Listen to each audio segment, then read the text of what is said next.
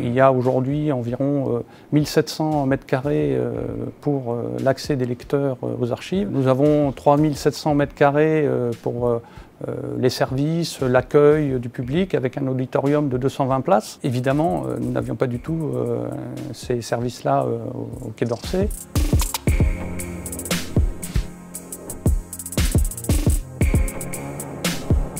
Un des buts de la numérisation, c'est aussi d'éviter de confier au lecteur des originaux, ces originaux qui sont très fragiles puisqu'on a des volumes qui remontent au XVIIe siècle. Et donc l'atelier prépare à la numérisation tous ces volumes en consolidant les feuillets déchirés, les reliures abîmées qui se délitent, etc.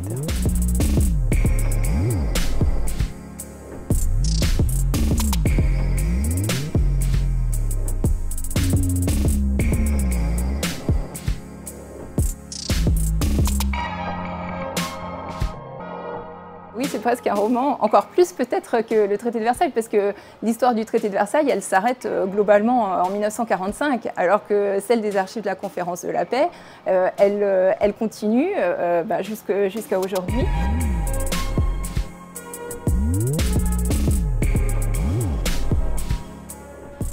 Libération de Paris, août 1944, des combats intenses dans le centre de Paris et notamment autour du Quai d'Orsay pour libérer le ministère des Affaires étrangères. Une partie des bâtiments brûle.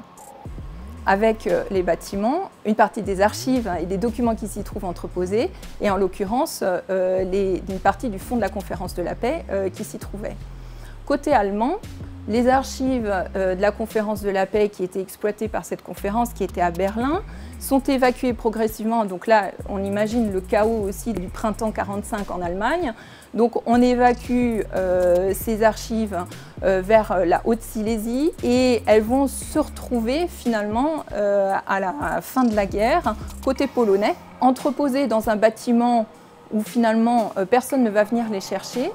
Et c'est beaucoup plus tard, donc à la fin des années 70, en 1977 exactement, qu'un incendie dans le bâtiment dans lequel elles étaient entreposées attire l'attention sur ces papiers dont tout le monde ignorait l'existence.